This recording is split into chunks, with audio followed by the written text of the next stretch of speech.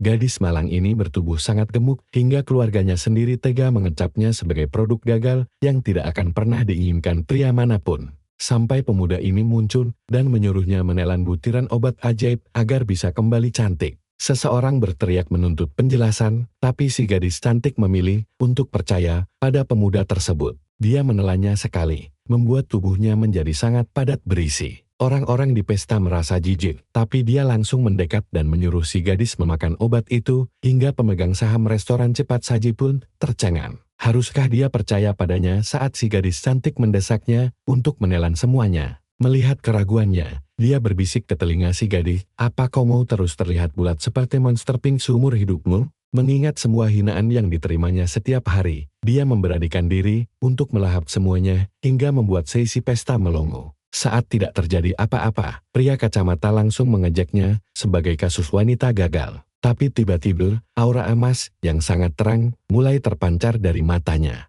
Lemak tubuhnya berpindah instan ke tempat yang tepat, membuat lekuk tubuhnya berubah drastis. Melihat cermin, dia terkejut karena kini mirip bintang K-pop, membuat para elit sombong langsung mengemis giliran untuk menelan obat ajaib itu. Si pria berkacamata yang tadi menghinanya kini memohon ampun, tapi langsung dicampakkan ke lantai bagai sampah tak berguna. Gila rasanya, ini bahkan bukan kesibukan utama Towok kita. Karena saat atlet terbaik sekolah menantangnya balapan lari 100 meter, semua orang mengira dia akan hancur lebur. Si atlet sombong tertawa lebar sembari mengejek bahwa sampah sepertinya tidak pantas untuk ikut berpartisipasi. Dan semua terlihat meyakinkan saat pistol start berbunyi, membuat lawannya langsung berlari ke setanan. Towok kita malah diam di jak penonton, sebelum akhirnya tancap gas dan melesat cepat bagai anak panah, membuat si pirang shock berat. Si atlet tertinggal jauh di belakang dan Towok kita melewatinya dengan sangat mudah. Dia bahkan sempat memamerkan auranya dengan menunggu lawan mendekati garis finish, lalu menyalipnya di detik terakhir untuk menghancurkan harga diri lawan. Tapi bagaimana murid baru bisa mempermalukan jenius provinsi? Ternyata dia memiliki aura terkuat di benua Rudo. 500 tahun latihan,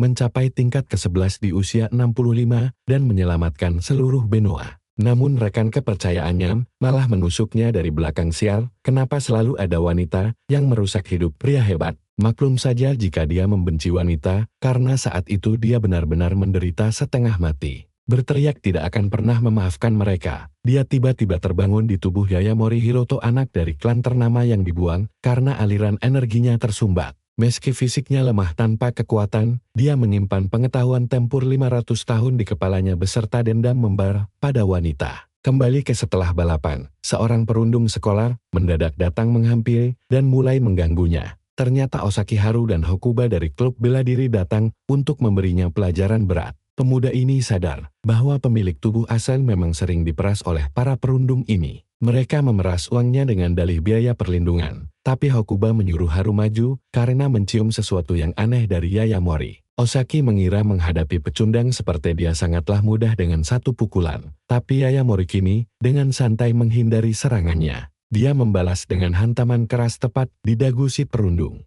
Bagi seorang kultivator, ketua klub tinju hanyalah manusia biasa sebelum akhirnya dia melayangkan tendangan telak ke wajahnya. Ketua klub tinju terpental keras menghantam lantai, membuat teman-temannya ragu apakah dia benar-benar Yayamori. Towok kita bertanya apakah mereka takut padanya, tapi para berandalan itu mengabaikannya. Mereka nekat menyerang, namun langsung dilumpuhkan hingga menangis kesakitan memohon ampun di lantai kamar mandi agar dilepaskan. Sementara itu, perundung yang terkena tendangan tadi mulai bangkit kembali. Dia menerjang untuk memukul lagi, tapi justru berakhir terpental jauh setelah diancam bahwa lain kali tidak ada ampun baginya. Mereka yang meringkuk di lantai kamar mandi kini memandangnya ngeri seperti melihat monster. Sembari meminta maaf, mereka memohon agar dia menjauh, tapi Yayamori justru menuntut pengembalian barang miliknya yang pernah mereka rampas. Si perundung langsung menyerahkan kembali barang rampasannya tanpa membantah. Dia tahu aksinya agak kelewatan, tapi para pecundang itu tidak akan berani melapor di tengah hiruk-pikuk sekolah yang membuatnya risih ini. Untungnya, dia juga berhasil memeras sejumlah uang dari musuh-musuhnya.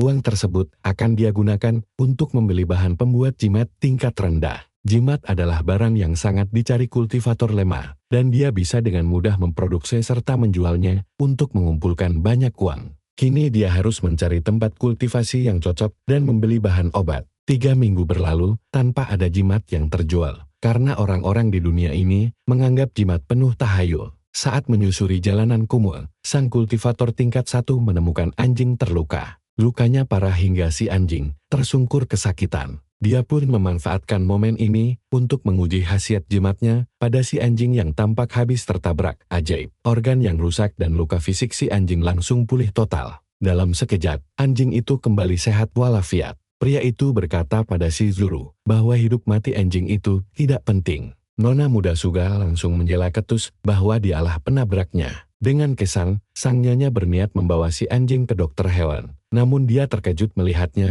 sudah sehat dalam dekapan si pemuda. Dia heran bagaimana anjing itu bisa sembuh total. Padahal Suga sempat mengira hewan berlumuran saus itu sudah mati. Melihat sang nona hendak menjenguk seseorang di rumah sakit, sang protagonis melihat peluang emas untuk memamerkan jimatnya, lalu menjelaskan bahwa dia hanya memakai jimat perlindungan biru. Namun Wada menuduhnya penipu yang sengaja melempar si anjing demi memeras mereka. Walau Wada melarangnya untuk mempercayai apapun, sang nona penasaran apakah jimat tersebut bisa menyembuhkan orang dalam keadaan vegetatif. Protagonis pun paham wanita itu ingin menyelamatkan orang koma. Kerusakan otak pemicu kondisi vegetatif ini sangat cocok disembuhkan dengan energi jimat miliknya. Wada tidak percaya kertas itu bisa menyembuhkan sang bibi. Pahlawan kita menjelaskan cara pakainya yang mudah, cukup genggam di depan orang yang ingin disembuhkan. Dia menjual jimat besar seharga 400.000 yen dan yang kecil 200.000.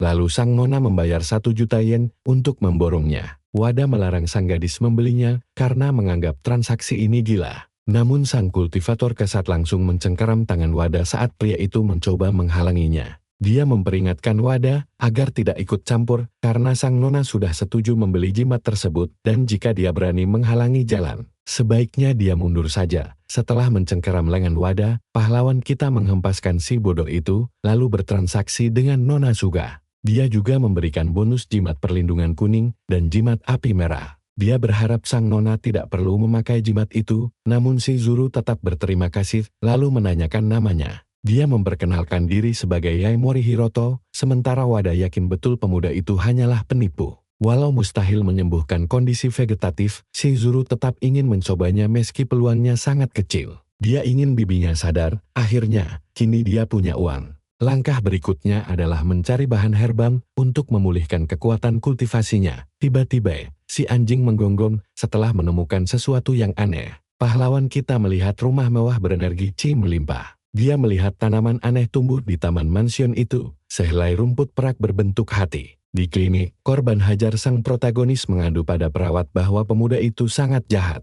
Sambil diobati, dia bersumpah akan membalas Yaimori nanti. Sementara itu, Suga Tenji, sang anggota Dewan Kota, mengeluhkan tindakan Sho. Dia mengomel bahwa Sho mempermalukan keluarga karena percaya tipuan jimat dan jadi bahan tertawaan. Para perawat bergosip dan menertawakan sang nona yang membuang banyak uang demi membeli jimat. Sho memandangi jimat itu dengan sedih dan ingin mencobanya sekali lagi demi menyelamatkan ibunya, apapun risikonya. Ayahnya menyebut dia gila dan harus menghentikan semua upaya konyol ini. Melihatnya percaya tahayul, sang ayah mengejek. Namun sang putri balik mempertanyakan kontribusi nyata ayahnya. Dia bertanya sudah berapa kali sang ayah menjenguk ibunya selama koma. Dia menyalahkan ayahnya yang dianggap tidak berusaha maksimal, bahkan tega membiarkan ibunya terbaring begitu saja. Hanya agar ayahnya bisa mencari wanita lain, sang ayah yang murka nyaris menamparnya. Namun, dia berhasil menahan diri. Dia menyebut putrinya kurang ajar, lalu mengancam memanggil perawat untuk mencabut semua selang medis ibunya. Sambil menangis, sang putri melarang ayahnya dan bersumpah tidak akan menyerah demi sang ibu. Tiba-tiba, jimat itu bereaksi dan mulai memancarkan cahaya biru terang.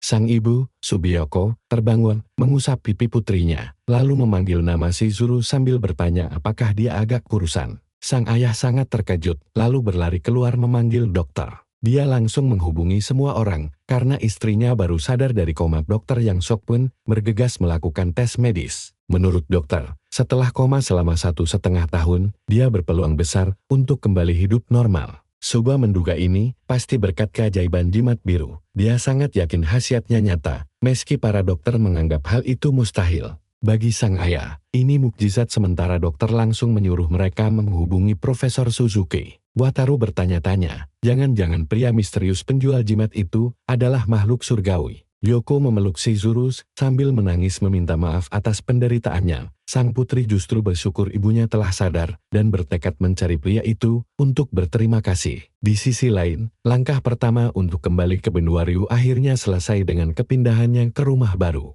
Pengkhianat di kehidupan masa lalunya tidak akan pernah dia ampuni. Sebelum itu, dia perlu mencapai tingkat kultivasi ke-11 dan mengumpulkan berbagai material spiritual. Dia tahu hari pembalasan semakin dekat, dan mereka akan segera membayar mahal. Jika terus begini, tenaganya akan habis, karena energi spiritual di bumi ini sangatlah tipis. Demi mengatasinya, dia harus segera menemukan benda yang dipenuhi energi spiritual koki. Hanya mata air spiritual atau artefak langka yang bisa menolongnya. Untungnya, rumput hati perak tumbuh subur di kebunnya. Bagaimanapun, rumput hati perak sendiri, termasuk material spiritual kelas A, berbeda dari tanaman herbal biasa. Bahan spiritual dipakai meracik pil peningkat kultivasi, meramu pil Zuki dari buah hati perak bisa membawanya ke tingkat kedua. Tapi salah sedikit saja bisa bikin pusing 7 keliling. Masalahnya, bahan untuk membuat pil Zuki ini sangatlah mahal. Niatnya berjualan jimat dengan tenang, tapi tampaknya dia justru memicu masalah baru. Beberapa orang terus menguntitnya sejak hari ketiga dia memulai bisnis ini. Pahlawan kita sengaja membiarkan para berandalan tidak berguna itu mendekat untuk melihat rencana mereka. Sialnya, seorang gadis mendadak muncul dan langsung mengenalinya di waktu terburuk seperti ini. Sadar Jamori jarang kuliah, dia langsung bertanya apa yang pemuda itu lakukan di sana. Dia ingat Jamori diusir dari klan karena fisiknya yang lemah hingga tidak punya waktu belajar. Padahal, hanya gadis inilah satu-satunya teman sekelas yang mau membela pemilik asli tubuh ini dulu. Gadis itu menyodorkan sejumlah uang agar dia bisa kembali belajar bersamanya. Jamori menolak halus uang itu dan meminta maaf karena ada urusan penting. Si gadis menduga dia sedang terjerat masalah besar. Sementara itu, sang protagonis menyadari ada 7 kepungan musuh di kiri dan 3 di kanan. Menghabisi mereka sangatlah mudah. Sang protagonis pun mulai berlari memancing para musuh bersenjata tajam itu untuk mengejarnya. Mereka bergegas masuk ke gang buntu yang dituju sang protagonis. Saat tiba di sana, mereka sadar targetnya terpojok dan mulai melayangkan ancaman menakutkan. Tanpa takut, Jamori menyuruh mereka maju menyerang bersamaan. 5 orang berwajah sangar langsung berhenti mengepungnya dengan senjata lengkap. Si bos botak yang siap bertarung dengan sombongnya berkata bahwa ini akan sangat menyenangkan. Kultivator kita bertanya apa alasan mereka menguntitnya. Selama berhari-hari, si botak membalas bahwa Jamori sangat nekat berjualan tanpa sadar telah memicu kemarahan banyak musuh. Mereka penasaran mengapa nona muda klan Amatani sampai tertarik pada pria seperti dirinya. Padahal wanita itu hampir menjadi tunangan sang protagonis dan membunuhnya hanya karena pernikahan batal rasanya sangat berlebihan. Karena itu, dia akan memaksa mereka bicara. Sayangnya, si gadis terkejut melihat anggota Yakuza mulai menyerang Jamori. Dia yakin tubuh lemah pemuda itu tidak akan sanggup melawan gangster bersenjata. Dia nekat menelepon polisi demi menyelamatkan nyawa pemuda itu, tapi seorang anggota Yakuza memergokinya lalu mengejeknya sebagai kucing liar kesasar. Ponsel itu langsung dirampas paksa dengan senyuman mengerikan di wajahnya. Anggota gang yang lain kegirangan dan menyambut kedatangan bos mereka itu. Sang protagonis melihat Mochiyama dijambak dengan sangat kasar oleh si pemimpin gang. Sang bos mengejeknya, dikelilingi wanita cantik. Dari Satsu Amatani hingga gadis ini, Mochiyama berteriak menyuruh Jamori segera kabur karena mereka bersenjata. Dia memperingatkan mereka tidak boleh menyentuhnya karena dia adalah putri agung klan Keijo Mochiyama. Namun si bos botak justru menertawakan klan Mochiyama. Dia sesumbar jika gadis itu dikubur di sana, tidak akan ada yang tahu. Gadis itu gemetar ketakutan, sementara si psikopat menyuruhnya menyalahkan kebodohannya sendiri. Kebodohan itu harus dibayar mahal. Tepat saat pisau gila itu akan dihujamkan, sang protagonis bergerak kilat menerjangnya. Dia merebut pisau itu dan memaku tubuh si bos ke dinding. Makayama tertegun heran, meragukan apakah pemuda perkasa itu benar-benar Jamori. Dengan tatapan dingin, sang pahlawan bertanya sekali lagi tentang siapa dalang yang mengirim mereka. Di tempat lain, kepolisian menginfokan kepada Inspektur Kaya bahwa kelompok Scarface sedang beraksi di gang jalan timur dengan menyandera seorang wanita. Sambil memacu adrenalin, penyelidik itu tancap gas dan meminta bantuan tanpa memberitahu Chief Onaga. Dia memperingatkan agar tidak bertindak gegabah karena para penyelundup itu tidak akan ragu untuk membunuh. Tanpa jawaban, dia terus mendesak orang di radio, tapi rekannya menyela ketakutan bahwa mereka tidak lagi butuh bantuan. Dia menjelaskan kalau bocah yang disebutkannya tadi baru saja meratakan seluruh geng Scarface. Si botak meremehkan dan bertanya apakah dia benar-benar sampah klan Iamori yang tidak akan kalah semudah itu. Iamori bertanya klan Amatani atau klan Iamori yang membocorkan informasi, sambil memberi ancaman waktu hanya 3 detik untuk menjawab. Sambil memohon, si botak meminta tambahan waktu untuk menjawab. Iamori tidak berniat memberi ampun, tapi polisi tiba-tiba datang dan menyuruhnya berlutut. Inspektur kaya melarangnya menghabisi pria itu, membuat Iamori curiga apakah kedatangan polisi ini cuma kebetulan. Dia bisa saja lolos dengan mudah, tapi dia tidak ingin mengungkap kekuatan aslinya sekarang. Karena itu dia membiarkan si botak pergi, membuat bos geng itu shock karena masih hidup. Dengan kekuatannya sekarang, dia belum bisa melawan pemerintah dan terpaksa menuruti tekanan polisi. Kaya sulit percaya bocah ini sendirian bisa meratakan seluruh geng kriminal dalam sekali serang.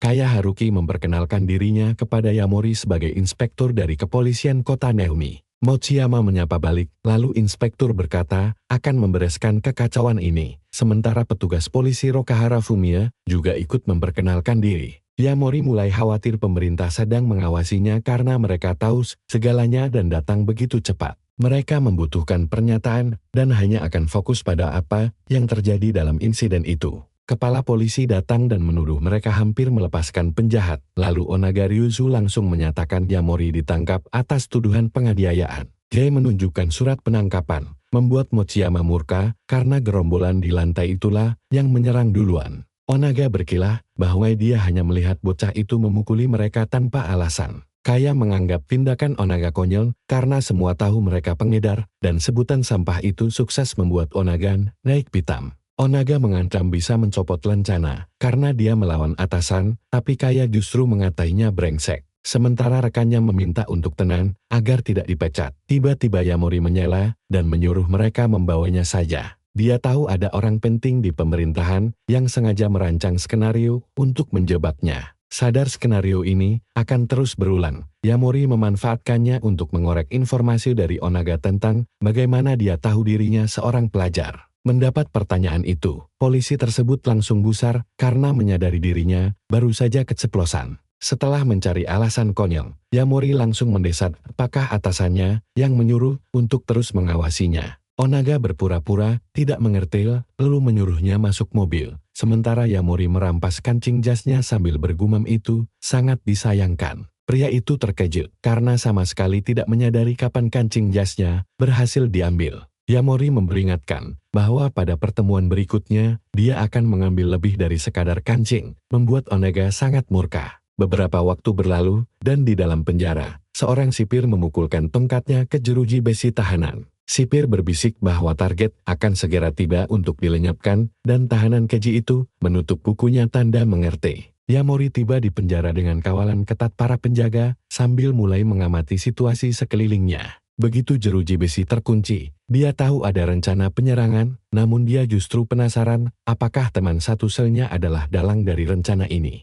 Sejak lama pria itu punya prinsip pribadi untuk tidak pernah menghajar bocah lemah seperti Iamori. Namun, karena kali ini dibayar dia tidak punya pilihan, membuat Iamori menyindir apakah dia hanya seorang pesuruh. Iamori merasakan sensasi panas sejak melangkah ke sini, dan meski kekuatannya terbatas, dia bisa merasakan energi mengerikan dari Funaki. Dia bisa merasakan pancaran aura energi spiritual yang tebal menyelimuti lawannya. Bagaikan orang gila, musuhnya berteriak akan mengirim Iamori ke alam baka, lalu menerjang maju dengan balutan energi spiritual penuh. Namun saat serangan dilancarkan, Iamori tiba-tiba menghilang dan muncul kembali tepat di depan wajah Funaki untuk mencengkeramnya. Iamori mengejek bahwa satu-satunya orang lemah di ruangan ini adalah musuhnya sendiri. Detik berikutnya, Iamori membanting tubuhnya ke lantai, namun dikejutkan oleh cengkeraman erat di kakinya yang membuat tubuhnya terlempar jauh. Meski begitu Iamori berhasil menahan diri di dinding tanpa menerima luka berarti. Merasa diremehkan, Funaki kini bersiap memberikan rasa sakit yang luar biasa kepada Iamori. Tapi di detik berikutnya, wajahnya justru dihantam keras, membuatnya melihat bayang-bayang kematian hingga refleks bertahan diri. Tetap saja, tendangan brutal mendarat telan hingga membuatnya terpental ke ujung sen, menyisakan Yamori yang berdiri tegak menatap musuhnya terluka parah. Funaki menerjang maju dengan kepalan tangan raksasa, memperingatkan musuhnya agar tidak bersikap sombong. Sial bagi Funaki, hantaman keras mendarat telak di perutnya hingga membuatnya terpental kesakitan. Saat dia kebingungan meratapi nasibnya, Yamori kembali melangkah mendekat dengan santai. Dengan energi spiritual meluap-luap, Yamori menghantam wajah musuh, hingga kepalanya membentur lantai dengan keras, sambil menekan wajah targetnya ke tanah. Dia bertanya siapa yang mengirimnya ke sini. Yamori juga menanyakan asal-usul kekuatan spiritualnya. Sementara itu di telepon, Hanaga panik menanyakan monster macan apa murid yang baru saja mereka tangkap. Namun, lawan bicaranya justru menganggap remaja itu hanyalah sampah tidak berguna dari klan Yamori, bukan monster. Tapi sang komisaris jelas tidak setuju. Buktinya, pemuda itu baru saja melumpuhkan lawan tanpa kesulitan sama sekali. Sementara itu, pahlawan kita masih menunggu jawaban dari Funaki yang sudah terkapar babak belur. Funaki sadar betul bahwa Yamori berada di tingkat yang jauh berbeda dari manusia biasa seperti dirinya. Sang protagonis pun mulai berpikir, apakah orang-orang hebat yang dimaksud adalah para kultivator di dunia ini. Bertahun-tahun lalu di Ryuja, Funaki bertemu biksu tua yang membelah pohon raksasa dengan energi spiritualnya. Biksu itu kemudian memberinya sebotol air suci. Sesuai petunjuk sang biksu, dia terus meminum air suci tersebut yang sudah dincarkan secara rutin. Perlahan, fisiknya berkembang melampaui batas manusia biasa. Air suci itu langsung dikenali oleh sang protagonis sebagai cairan spiritual murni. Mata air spiritual semacam itu hanya bisa ditemukan di tempat dengan konsentrasi energi murni yang melimpah. Hiroto heran jika Funaki sudah melampaui batas manusia biasa. Kenapa dia mau saja menuruti perintah orang lain? Penjahat itu berdalih semua demi putranya yang menderita penyakit sklerosis lateral. Sayangnya, khasiat air suci tidak mempan menyembuhkannya. Karena itulah, dia butuh banyak uang. Mendengar keluhan tentang penyakit tersebut, sang protagonis tahu dia bisa menyembuhkannya dengan mudah. Funaki terkejut. Sang protagonis menjelaskan bahwa memberi cairan spiritual ke manusia biasa sangat berbahaya, kecuali dibantu dengan sebuah jimat.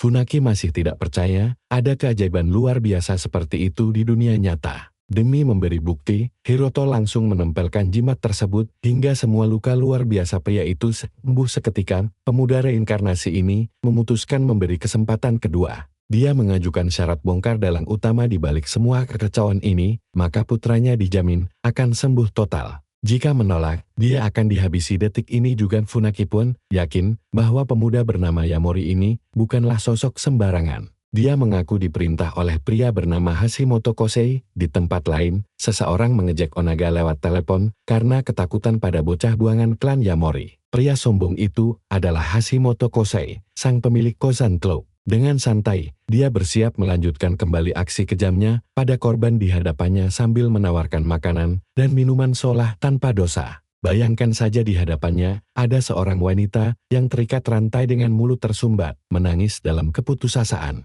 Kosei berdiri sambil mencibirnya sebagai gadis nakal yang tidak punya sopan santun, lalu merenggut plester di mulutnya dengan kasar. Dia bergumam dingin mencari gigi mana lagi yang harus dicabut sebagai pelajaran berikutnya. Sebelum mencabutnya paksa menggunakan tang besi. Tiba-tiba pelayannya masuk memberitahu bahwa Lord Suma baru saja menghubungi mereka mengenai situasi Hiroto Yamori. Kosei menjawab santai bahwa dia sudah mengirim preman dari Ryuja dan berencana mendatangi kantor polisi sendiri nanti. Benar-benar kejam baginya, nasib pemuda itu sudah dipastikan akan berakhir menjadi mayat. Sementara di dalam sel, Funaki menyerahkan sebuah kalung salib demi mendapatkan jimat dari Hiroto. Sang protagonis melihat ada cairan spiritual padat di dalamnya. Jika cairan langka itu diteteskan pada silver heart grass, tanaman obat itu pasti akan langsung berbuah seketika. Sambil menerima kalung tersebut, Hiroto mengucapkan terima kasih atas hadiah berharga ini. Funaki memperingatkan bahwa Hashimoto pasti akan memburunya, dan tidak ada satupun target pria kejam itu yang bisa bertahan hidup.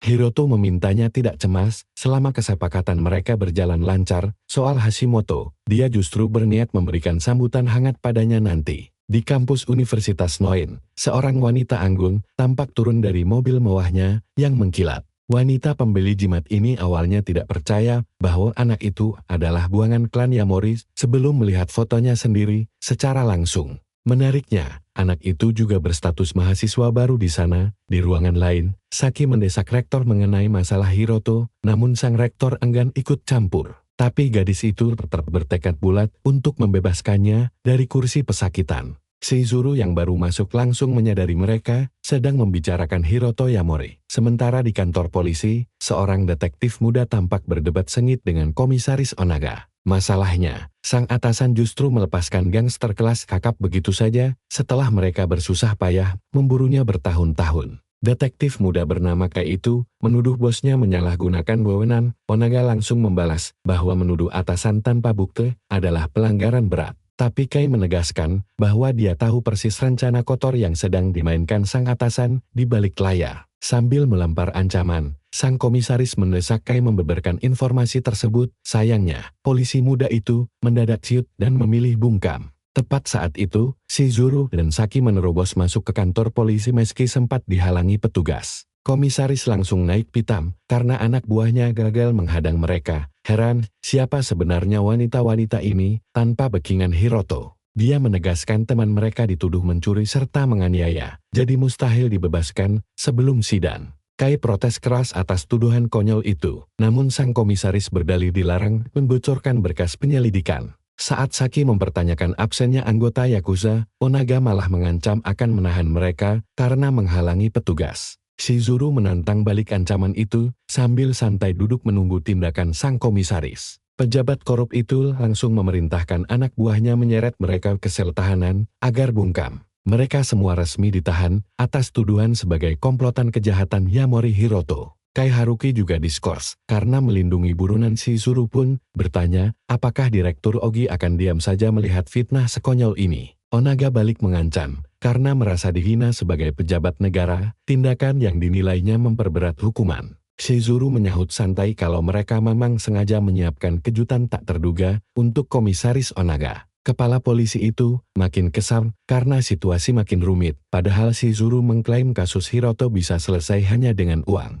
Onaga membalas kalau orang berkuasa memang punya hak istimewa, lalu mengungkit momen saat Shizuru diserang Kai dan terpaksa melawan balik. Dengan nada licik penuh ancaman, dia berbisik kalau tidak ada yang peduli, andai semua orang di sini tiba-tiba lenyap tanpa jejak. Shizuru lantas bertanya, apakah Direktur Ogi mendengar ancaman barusan? Suara di telepon langsung menyahut ya. Ternyata panggilan telepon sudah tersambung sejak tadi, membuat sang komisaris seketika pucat pasi menyadari kebusukannya terbongkar. Sang atasan menegaskan bahwa atas tindakan penyalahgunaan wewenang serta ancaman terhadap keluarga dewan, Onaga Ryozo resmi diskors saat itu, juga barulah dia sadar kalau Shizuru adalah putri dari keluarga terhormat anggota dewan. Sementara di balik jeruji besi, sang jagoan kita sedang menatap liantin berisi cairan spiritualnya. Melihat isinya yang menipis, dia bersiap karena cairan berharga itu hanya bisa dipakai sekali lagi tepat saat langkah kaki misterius mendekat. Begitu tahu itu Shizuru, dia sangat gembira. Sementara di tempat lain, seorang pria kaya mengamuk menghancurkan barang karena anak buahnya tidak berguna. Satu orang sekarat di rumah sakit dan satunya lagi mendekam di penjara. Benar-benar sampah tidak bisa diandalkan.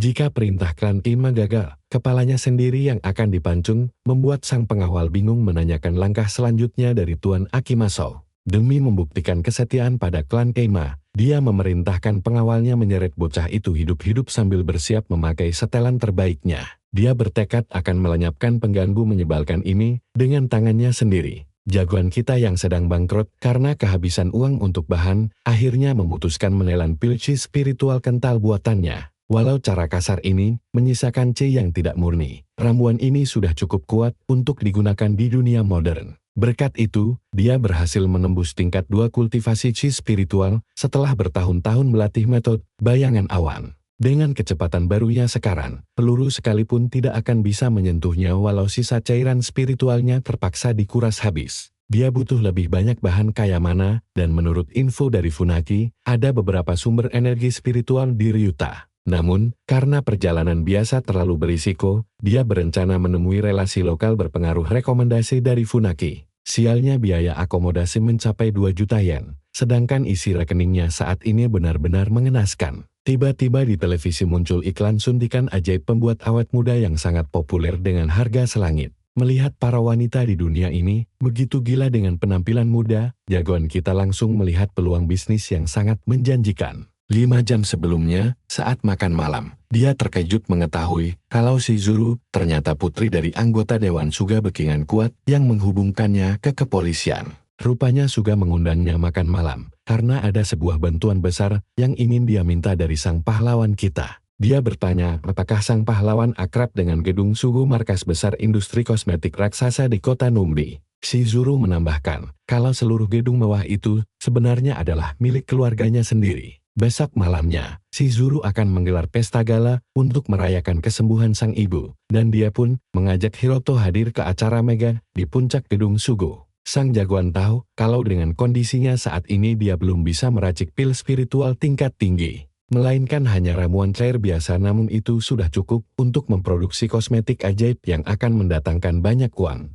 Kesempatan emas itu langsung datang ketika dia melihat para wanita kaya di pesta, terutama saat Paman Shizuru mengejek keponakannya agar segera menikah. Paman itu memperingatkan, jika dia keras kepala, nasibnya akan berakhir tragis seperti kakaknya, Masami. Sang paman bahkan menuduh Masami egois di masa muda sehingga kini tidak berguna bagi masa depan klan di hari tuanya. Sindiran kejam itu membuat Masami terdiam, memicu amarah Shizuru dan ibunya yang langsung membentak pria kurang ajar itu agar segera diam. Bagaimanapun, Masami yang membesarkannya setelah sang nenek pergi. Shiro beralasan ini demi kebaikan bersama, mendesak agar ia segera dicarikan suami. Ia menyarankan klan Ocho demi menghindari gesekan. Namun, Masami punya alasan sendiri untuk menolaknya. Tapi pria menyebalkan itu mengejeknya egois dan bilang kecantikannya tak akan kembali. Tepat saat itu, Yamori muncul dan mengaku bisa mewujudkannya. Ia menegur Shiro karena tidak sopan. Shiro pun naik pitam pada Hiroto dan menanyakan siapa dia. Ia memanggil keamanan sebelum Shiro menyela, mengaku mengundangnya karena telah menyelamatkan ibunya.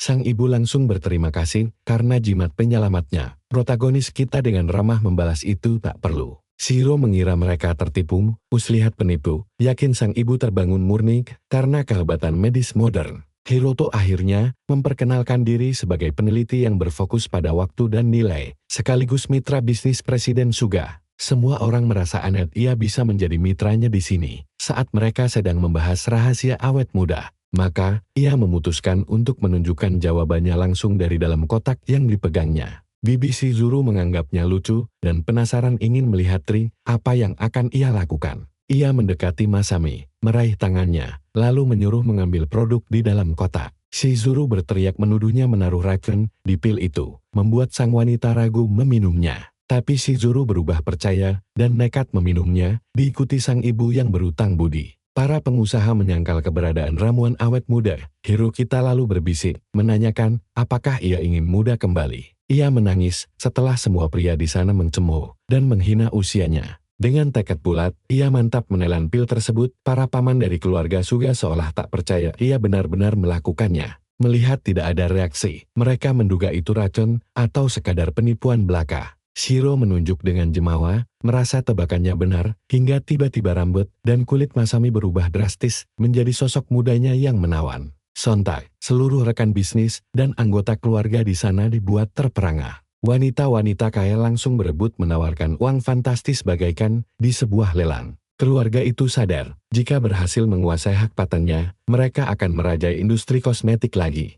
Meskipun perusahaan hampir runtuh, sang paman menyuruh wanita itu diam karena rencana miliardernya kini sudah di depan mata. Grup Kosin menawar 4 juta untuk hak produk tersebut, disusul grup Rinkyo sebesar 20 juta. Shuri mengingatkan bahwa ia tamu Shizuru dan ini bukan lelang. Setelah menenangkan masa, ia mendekat untuk bernegosiasi dengan Hiroto. Shuri menawarkan 30 juta dengan bagi hasil 70-30 demi menipu protagonis kita. Ia berdalih koneksi klan Hoshisu akan sangat membantu, tetapi Shizuru menyela bahwa klan tersebut sudah tidak punya pengaruh lagi. Shuri meradang karena mereka adalah keluarga dan menuntutnya menjaga ucapan. Ia menuduhnya egois saat menghilangkan 160 juta uang sang nenek. Saat menarik dana klan Ocho, bank meminta dokumen resmi, ibu Shizuru pun curiga dia telah menghancurkan perusahaan ibunya. Shiro terkejut dugaannya terbongkar. Gadis itu tahu dia hanya ingin menguras harta sang ibu seperti pada neneknya dahulu. Ia menegaskan tidak akan memberi sepeser pun kepada paman gila yang hanya memikirkan keuntungan sendiri. Tanpa modal, ia tak punya uang sebanyak itu. Shiro pun membantah tuduhan menipu ibunya. Ia langsung berlutut, memohon, dan menggunakan alasan ikatan saudara demi belas kasihan. Kecewa, ia menyesal membantu karena mengira dia telah berubah. Sementara sang paman bersimpuh memohon belas kasihan. Namun, ia tidak bisa lagi memaklumi keegoisannya setelah dia menghancurkan warisan ibu mereka. Ia beranjak pergi dan menyuruhnya membereskan kekacauan sendiri. Shiro shock, bertanya apakah ia didepak. Shizuru memberinya pilihan telak, diseret ke pengadilan, atau menjual perusahaannya seharga 1 yen. Suga memberitahu Yuamori bahwa ada pebisnis profesional sejati di pesta ini. Suga berniat mengenalkannya pada pebisnis lain, menyarankan harga 40 juta, dan mengingatkannya agar waspada terhadap para lintah darat. Hiroto sepenuhnya mempercayakannya untuk menangani urusan bisnis tersebut. Usai acara, mereka menuju kediamannya. Gadis itu takjub melihat rumahnya yang luas. Walau ia merendah itu hanya sewaan. Ia berterima kasih atas tumpangannya yang telah menyelamatkannya dari perjalanan jauh. Sang wanita menegaskan mereka adalah teman, sehingga tak perlu sungkan membalas keterkejutannya dengan senyuman hangat. Di jalan pulang, pahlawan kita berpikir ternyata hidup baru ini tidak seburuk itu. Tapi begitu membuka pintu, dia melihat ginangan saus tomat dan anjing kesayangannya terkapar tak berdaya. Begitu tiba, anak buah Kosei menelepon untuk melapor bahwa dia membawa seorang wanita. Kosei langsung memerintahkan mereka menangkap wanita itu. Kosei yakin Tuan Sumo akan puas jika pahlawan kita putus asa. Semoga dia suka hadiah peninggalan mereka. Karakter utama kita langsung berlari ke arah si kecil dan mencabut pisaunya. Jimat penyembuh langsung dilempar, untung si kecil masih bernapas dan bisa diselamatkan, tapi mendadak ada pria berpisau tergantung di langit-langit tepat di atasnya. Serangan musuh langsung dihindari dan dibalas telat, membuat preman lain shock sementara dia menyuruh anjingnya bersembunyi. Dia menatap preman yang tersisa bertanya, apakah mereka ingin dihabisi satu persatu. Mereka maju serempak, tapi John Wick kita langsung menumbangkan lawan pertama. Serangan berikutnya pun melesat jauh. Tangannya patah sebelum dia dikirim ke alam baka. Preman lain panik, langsung mencabut senjata api dan mulai menembak. Tapi sekarang, peluru pun tidak bisa menyentuh jagoan kita. Di tempat lain, si pirang gila mulai menyiapkan alat-alat penyiksaan. Dia mendekati Shizuru yang menangis ketakutan, lalu bertanya, apakah dia benar-benar Shizuru Suga, putri dari Kenji Suga. Mendadak ponselnya berdering membawa kabar bahwa seluruh anak buahnya tumbang. Dia shock karena mereka gagal mengalahkan Hiroto. Begitu mendengar suara Yamori di telepon, dia bergumam bahwa pria itu memang pandai membuat kejutan. Si pirang mengancam bahwa dia telah menculik putri keluarga Suga. Pahlawan kita menegaskan dia segera datang dan melarangnya menyakiti orang tidak bersalah. Lewat telepon, Kosei memaki jagoan kita karena merusak rencananya, lalu memberinya waktu 40 menit saja. Sangat marah, Yamori meremukan ponsel di genggamannya dan bersumpah akan menemukan Hashimoto. Kosei berniat merekam video penyiksaan, namun saat dia melepas lakban mulut Shizuru, para penjaga mendadak menggedor pintunya. Kesal, dia membentak menanyakan situasi daruratnya, dan si penjaga melapor bahwa sistem pemadam di gudang mendadak aktif. Kosei memang sengaja menyuruh mereka melepas alarm gudang agar tidak memancing kedatangan polisi. Di saat wanita itu memejamkan mata karena kelelahan, tiba-tiba para penjaga terpental akibat benturan yang sangat keras. Kehilangan seluruh tenaganya, dia lirih memanggil nama Hiroto Yamori, berharap itu adalah penyelamatnya. 1 jam sebelumnya, di tengah malam, Funaki pergi mengantarkan surat pengantar untuk Ryuji. Karena teleponnya tidak diangkat, dia menghentikan motornya di alamat tujuan. Heran, apakah ini benar-benar rumah Yamori? Tiba-tiba, dia mendengar mereka melapor pada Hashimoto bahwa Hiroto Yamori sudah pulang ke rumah. Dia membuntuti para preman yang berniat menghabisi pahlawan kita, yang ternyata juga baru saja memasukkan wanita culikan ke dalam mobil. Funaki menyaksikan aksi nekat Kosei yang menculik wanita Hiroto dan mengirim pembunuh bayaran ke rumahnya. Dia pun membuntuti mobil pembawa Suga, lalu mengirimkan koordinat lokasinya ke pahlawan kita. Sementara itu, Hiroto menginterogasi salah satu pembunuh di rumahnya dan memaksanya membocorkan semua informasi. Hiroto meminta bantuan Funaki untuk membawa temannya pergi, sementara dia sendiri yang akan menghabisi si pirang gila itu. Kosei mengamuk pada para penjaga karena perintahnya untuk mematikan alarm kebakaran gudang diabaikan. Saat Kosei pergi memeriksa keadaan, Funaki telah berhasil menyusup. Para penjaga pun mulai mengeluhkan aksi penculikan gadis ini. Langkah mereka terhentis saat merasakan hawa keberadaan pria kekar dengan energi spiritual yang kuat. Mereka membentak, bertanya siapa dia dan apa maunya di sana. Sambil tersenyum mengerikan, dia menyuruh mereka bersabar lalu menghajar dengan kekuatan dahsyatnya hingga mereka babak belur. Tiba di ruangan Suga yang mengiranya sebagai Hiroto, Funaki menyeringai tahu bahwa Yamori kini berutang besar padanya. Dia membopong Suga di pundaknya dan segera angkat kaki secepat mungkin sebelum aksi penyelamatannya ketahuan. Mobilnya terparkir di taman belakang pintu depan, tapi sistem keamanan pasti akan segera diperiksa. Tiba-tiba sebutir peluru bersarang di kakinya, membuatnya tersungkur dan menjatuhkan Suga ke tanah. Kosei membual kalau akurasi menembaknya tidak menurun sedikit pun setelah melakukan tembakan jitu tadi. Funaki heran mengapa mereka kembali begitu cepat. Di sisi lain, Hashimoto mengejek nyali besarnya menyusup ke kediamannya. Pria kekar itu dan Kosei rupanya sudah lama tidak bersua, dan mereka pun saling menyapa dingin. Bagi Kosei, hari ini terasa menyenangkan karena mangsanya berkumpul untuk menerima hukuman darinya. Kegilaan itu membuatnya gemetar gembira, tapi Funaki memperingatkan dia tidak akan bisa sesumbar lagi setelah dihajar habis-habisan. Sementara di luar, pahlawan kita akhirnya tiba dan langsung memicu kewaspadaan para penjaga. Dia datang dengan aura merah membara saking marahnya. Saat penjaga bertanya, si jagoan langsung menghajar mereka tanpa basa-basi. Wajah satu penjaga dihantam sampai terpental dan menghancurkan gerbang depan. Penjaga berikutnya tumbang seketika dalam sekali pukul, lalu dengan mudah dia membantai seluruh kepungan musuh sekaligus. Di saat bersamaan, Funaki kewalahan menghadapi kepungan penjaga hingga mulai terluka. Dia menyesal mengambil pekerjaan ini karena merasa tidak becus menyelamatkan satu gadis pun. Hashimoto mengancam akan menghabisi anak dan istri pria itu setelah membunuhnya dan berniat memotong-motong jasad mereka terlebih dahulu. Tiba-tiba pintu depan hancur, diledakkan membuat Hashimoto langsung bungkam seketika. Di balik kepulan asap, muncul sebuah siluet misterius yang mengaku sebagai utusan malaikat maut untuk menyeret Hashimoto ke alam baka. Funaki mengeluh dia terlalu lama, lalu memberikan jimat penyambut yang khasiatnya sama seperti sebelumnya. Saat para penjaga dan Hashimoto mulai menembak, sang jagoan dengan mudah menghindari peluru, karena serangan itu tidak mempan bagi kultivator tahap 2. Hashimoto shock melihat kecepatannya, dan dalam sekejap, dua penjaga lagi langsung tumbang. Melihat kengerian itu, si pria pirang ketakutan dan langsung kabur lewat pintu belakang. Dia tidak menyangka lawannya bergerak secepat anggota klan bela diri dan berniat ikut melarikan diri. Panik setengah mati, dia menekan tombol lift berulang kali agar bisa segera lolos. Namun lift tak kunjung datang. Justru tubuh pengawalnya terlempar ke pintu hingga membuatnya gemetar, meminta Hiroto tenang karena dirinya dilindungi Tuan Aima. Jagoan kita tidak peduli dan mengancam si pria pirang akan memohon untuk mati saking hebatnya siksaan yang menantinya. Ketakutan.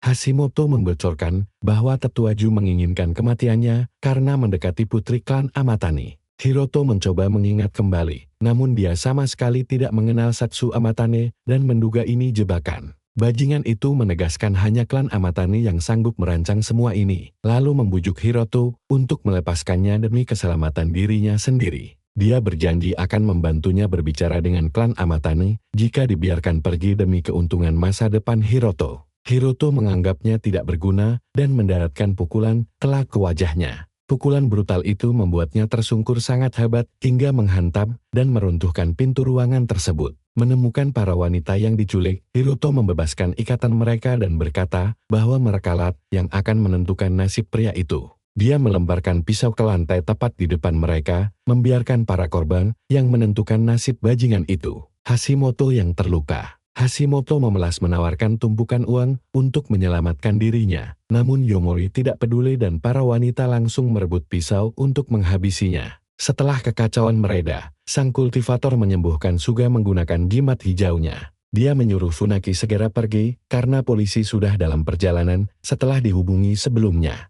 Hiroto berjanji akan kembali begitu memastikan Suga aman bersama polisi. Mengetahui rekannya menyimpan informasi penting, Funaki penasaran dengan rencana selanjutnya untuk menyelidiki dan menghancurkan klan Aima. Musuh utama mereka memang sudah takluk, namun Soma masih berkeliaran di luar sana. Dia pun berlatih keras demi melacak dan menghabisi Soma secepatnya ketika tiba-tiba bel pintunya berbunyi. ternyata ada undangan dari Presiden Suga yang memintanya segera bersiap untuk pergi bersama. Hiroto tidak mengerti apa maksud pergi yang dikatakannya. Melalui telepon, dia menanyakan fungsi setelan jas itu dan diberitahu bahwa mereka diundang ke pesta klan Hashisu. Tokoh utama kita terkejut dirinya bisa diundang ke pesta klan Hashisu. Suga menjelaskan bahwa penjualan pil Zuyuan akan mempermudah mereka menguasai pasar farmasi di kota Neome melalui klan tersebut. Mantan tunangannya, Setsu, sang putri klan Amatani, juga dikabarkan akan hadir di acara megah tersebut.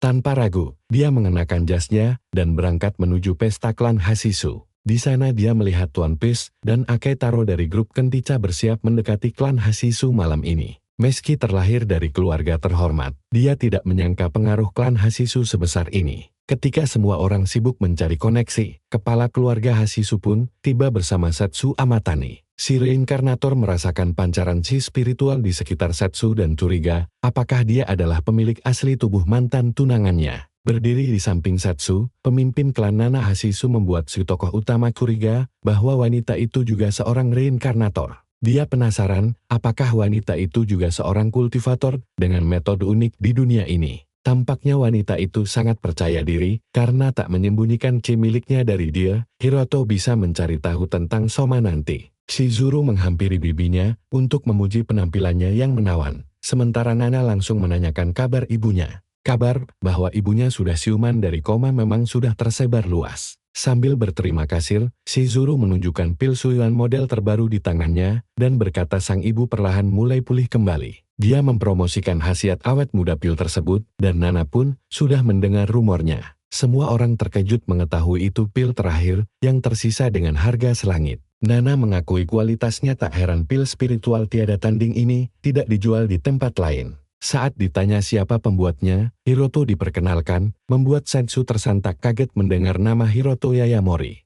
Nana terkejut karena dia hanya mengingat Hiroto sewaktu kecil yang kini telah tumbuh dewasa. Dia menyindir klan Yayamori yang buta bakat, padahal pemuda ini mampu meracik pil di usia muda. Setsu merengut sinis dan menyela bahwa keahlian itu tak berguna bagi klan mereka yang mendambakan teknik kultivasi. Sesuai dugaan kita, keluarga terpandang itu pasti sudah menguasai metode kultivasi mana. Meski kualitasnya payah dibanding dunianya, pertanyaan Nana tentang sang guru membuat Hiroto teringat sosok wanita berambut merah. Dia berdalih itu cuma hobi tanpa bimbingan siapapun. Sebelum sempat berbicara lebih jauh, seorang pria tiba-tiba datang menyela. Pria asing itu rupanya adalah rekan bisnis klan Suma yang sempat hadir di pesta keju tahun lalu. Nana menyambut gembira kedatangan pria bernama Yu ini. Sementara jagoan kita langsung bersiaga penuh. Pria itu berseloroh bahwa Setsu akan marah jika dia membuat kesalahan di pesta Nana. Begitu Ju bertanya, Nana langsung memperkenalkan Shizuru sebagai nona muda dari klan Suga. Sumaju terpikat oleh kecantikan Shizuru dan menyapanya dengan ramah, lalu berbalik menanyakan identitas jagoan kita. Dia mengamati gerak-gerik Ju, curiga pria itu sedang berpura-pura bodoh, padahal menurut info Hashimoto, Sumaju seharusnya adalah seorang kultivator, namun tubuh pria ini terasa kosong tanpa energi spiritual sedikit pun. Usai berjabat tangan, Ju mengaku senang bertemu Hinu Yayamori. Dia lanjut menyapa Setsu, menyisakan kecurigaan di benak Hiroto karena tak merasakan getaran energi apapun darinya. Bahkan saat namanya disebut, tak ada sedikit pun aura membunuh dari Suma. Sesi makan malam mewah pun dimulai, sebelum seorang pria mengajak seluruh tamu berdansa di aula. Saat semua pasangan mulai berdansa lambat, Hiroto di toilet masih terus memikirkan keanehan Ju. Dia curiga dirinya sedang dipermainkan. Tapi apa motif pria pirang itu melakukan ini? Seorang pria mencoba mengajak Shizuru berdansa, namun ditolak mentah-mentah. Dia tak akan berdansa dengan sembarang orang. Semua ajakan ditolaknya, bahkan pewaris klan Katagiri pun terpaksa gigit jari. Tepat saat tamu lain bergosip tentang tipe pria idamannya, kejutan besar terjadi. Temannya menunjuk ke arah lantai dansa, memperlihatkan Shizuru yang justru mengajak Hiroto Yayamori berdansa. Sementara itu, Ju segera meninggalkan pesta menggunakan limusin dan melarang siapapun mendekat. Para pengawal patuh bertanya-tanya apa yang sedang dilakukan Ju di dalam sana. Mereka mendengar desas-desus mengerikan bahwa anak buah Ju kerap kali kehilangan ingatan. Penjaga selalu berganti setiap hari, dan yang terakhir lenyap tanpa jejak. Sementara di dalam mobil, Ju palsu ditampa karena menyentuh wanita lain di depan Setsu. Dia memohon ampun. Namun seorang pria bercincin emas melepaskan energi spiritual dahsyat, memperingatkan bahwa dia hanya dibiarkan hidup jika masih berguna untuk tugas berikutnya, atau dia akan segera dilenyapkan selamanya. Ternyata dialah Sumaju yang asli, sang pewaris klan. Bukan penyamar yang hadir di pesta tadi. Lord Zhu asli keluar dan memerintahkan 2 pengawal mengikutinya ke aula. Para pengawal menyadari kebenaran rumor itu saat melihat hanya ada 1 orang bersamanya. Saat mereka penasaran dengan apa yang terjadi, tampak sosok Zhu palsu terikat erat di kursi belakang. Kembali ke pesta, Zhu yang asli meminta maaf kepada Setsu atas keterlambatannya karena urusan mendesak. Namun dia terkejut melihat si Surusuga sedang berdansa dengan seorang pria yang belum pernah dia kenal. Keduanya berdansa mengikuti melodi piano, saling menatap lekat seolah dunia hanya milik mereka berdua. Sampai karakter utama kita menariknya mendekat, dan gadis itu memuji langkah dansanya yang sangat lihai. Katanya, kalau mau menjual pil siuan ke klan Hoshisu, dia harus bisa membaur dengan suasana pesta ini. Rupanya pemilik asli tubuh ini memang pernah belajar dansa, ditambah efek kultivasi tahap kedua membuat keseimbangannya menjadi luar biasa sempurna. Nana bertanya, apa Setsu tidak tahu kemampuan dansa pemuda itu yang gila? Tapi Setsu membalas, kalau sejago apapun dia berdansa, dia tetap saja cuma rakyat jelata. Di sudut lain, Nana sadar kalau gadis itu memperhatikan semuanya dengan sangat lekat. Jumuri pun menyadari bakat dansa Yamori yang tidak main-main, sementara Suma memberitahu Nana bahwa dia baru saja bertemu Hiroto, hal yang sama sekali tidak dia duga. Dengan kekuatan klan Aima sekalipun, Nana heran kenapa dia tidak bisa menyelidiki masa lalu dari bocah pemberontak itu.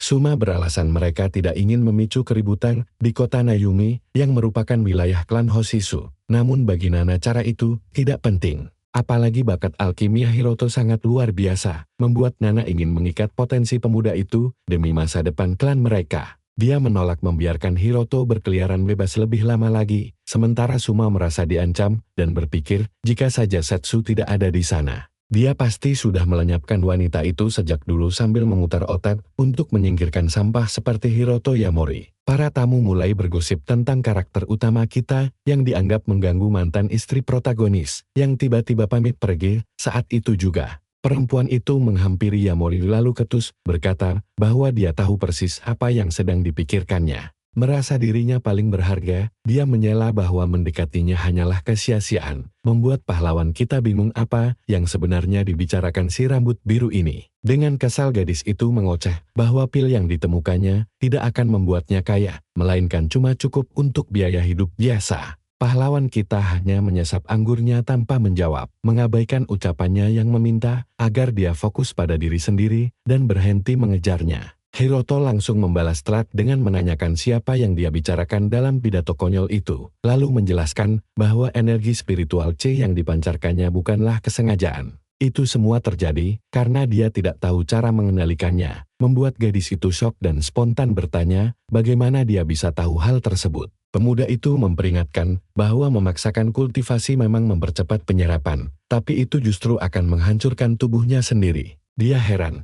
bagaimana manusia biasa tahu rahasia itu. Namun karakter utama kita meyakinkan bisa menyembuhkannya meski si gadis tampak enggan percaya. Hiroto bersikap acuh tak acuh dan memintanya percaya pada apapun yang dia mau, karena dia tidak peduli jika tubuhnya hancur. Lagi pula waktu gadis itu sudah hampir habis dan dia hanya berniat menolong melalui kesepakatan bisnis karena dia punya satu permintaan khusus. Ada sesuatu yang ingin dia tanyakan pada Aimaju saat dia membisikkan permintaannya. Pria pencemburu di kejauhan mengawasi dengan penuh amarah. Begitu pesta berakhir, semua pasangan mulai berhamburan menuju mobil masing-masing. Nana segera menyusul mereka berdua yang hendak pergi bersama, mengaku tertarik pada pil siuan dan meminta waktu sebentar untuk mengobrol. Melihatnya datang langsung menemui mereka, pemuda itu langsung menebar kalau tujuannya pasti lebih dari sekadar pil tersebut. Dia bercerita kalau si protagonis dan juga punya nasib serupa, sebab sejak orang tua mereka tiada, paman merekalah yang mengatur hidupnya. Beruntung, dia diakui sebagai kultivator, sehingga perlahan bisa lepas dari belenggu yang mengikatnya selama ini. Kini karakter utama kita paham mengapa tubuh gadis itu perlahan hancur, dia rupanya menukar sisa umur demi fondasi kultivasi yang tinggi. Nana menceritakan hal ini karena dia telah mencoba segala cara untuk membantu Setsu, namun penyakitnya tetap tidak bisa disembuhkan. Sama seperti Ibu Shizuru, tidak ada obat yang mempan untuknya, itulah sebabnya dia memohon bantuan pahlawan kita untuk menyelamatkan gadis itu. Bibi Nana sendiri adalah ketua asosiasi pengobatan tradisional yang kini lebih mempercayai kemampuan Hiroto dibanding para dokter medis. Terlebih lagi, pemuda itu memang terbukti mampu memurnikan jimat selain membuat pil obat. Dia baru sadar kalau sosok kultivator bisnis legendaris yang mereka bicarakan adalah dirinya sendiri, lalu membandingkannya dengan Benwarui yang berteknologi primitif. Di samping itu, Nana juga sangat berminat pada pil yang dibawanya dan ingin bekerja sama atas nama klan Hoshisu. Dengan Bibi yang memegang kendali bisnis, keuntungan dari pil tersebut melonjak 10 kali lipat menurut penjelasan Suga. Bibi secara resmi meminta bantuan untuk menyembuhkan Setsu karena menganggapnya sebagai gadis lembut yang sangat layak diselamatkan. Saat pertunangannya dibatalkan, dia sempat memberontak sekali, info yang cukup mengejutkan bagi karakter utama kita sebelum Suma keluar dan berpapasan dengan Bibi Nana. Usai memberikan salam hormat sebelum pamit pergi, dia menyadari keberadaan Yamori dan Seizuru yang berdiri bersamanya. Dia mengucapkan terima kasih kepada pahlawan kita sembari mengulurkan tangan untuk bersalaman, berharap jalan mereka bisa bersilangan kembali suatu hari nanti. Hiroto menyahut ramah bahwa mereka pasti akan segera berjumpa lagi. Namun saat menjabat tangan Sumaju, dia mendadak merasakan keanehan. Terasa gelombang chi spiritual yang sangat pekat memancar dari tubuhnya, jauh berbeda dari sebelumnya. Setelahnya, Ju segera masuk ke limosin, dan sang pengawal menyerahkan sebuah bingkisan dari Nyonya Setsu, yang ternyata berisi origami kupu-kupu yang misterius. Acuh tak acun, dia menyuruh sosok Suma palsu untuk menyimpankannya tanpa boleh membuka kiriman itu tanpa seizinnya. Dia tahu Hiroto masih menyimpan sampah yang sama, lalu saat cincinnya dikenakan, kilatan petir seketika menyambar keluar darinya. Sambil tersenyum sinis, dia bersumpah bahwa semua orang terdekat karakter utama kita akan segera tewas di tangannya sendiri. Sementara itu, si penipu memegang kotak origami kupu-kupu yang bersinar hijau, dan ternyata karakter utama kita mendengarkan semua pembicaraan itu. Di tempat lain, Nana sedang meneliti beberapa bunga saat tiba-tiba seseorang muncul, mengejutkannya hingga dia langsung berbalik. Seorang pria dengan pancaran chi spiritual bergumam dia sudah menduga kehebatan dari sosok yang dijuluki si jenius sekti 100 herba. Meski luka parah dan kultivasinya hancur lebur, kemampuan mendeteksi chi spiritual miliknya ternyata masih setajam dulu. Nana membentak dan bertanya, siapa sebenarnya biksu kultivator yang tiba-tiba muncul ini? Jika dia musuh, Nana berniat kabur dibanding bertarung, tapi si biksu tahu dia pemimpin klan Hoshisu dan yakin dia tidak akan lari. Seperti pepatah singa selalu menggunakan kekuatan penuh bahkan saat memburu seekor kelinci sekalipun. Walau kekuatannya sedang melemah, mereka berdua akan saling menyerang dengan mengerahkan seluruh kemampuan terbaik masing-masing. Nana sadar lawan bersikap waspada lalu menanyakan tujuannya. Si biksu menuntun agar dia ikut tanpa melakukan tindakan bodoh. Biksu lain muncul dan merasa lebih mudah untuk mematahkan tangan dan kakinya saja. Nana langsung menyentuh tanaman yang memancarkan energi aneh. Dia bergumam akan memastikan mereka terhibur dengan sangat baik. Biksu kurus menutup hidung dan mulutnya untuk mencari tahu asal debu ungu di udara. Si biksu gendut ikut menutup mulut dan menyadari itu racun. Karena menyumbat mulutnya dengan rumput hati hijau, efek racun tersebut tidak akan memengaruhi dirinya sedikit pun.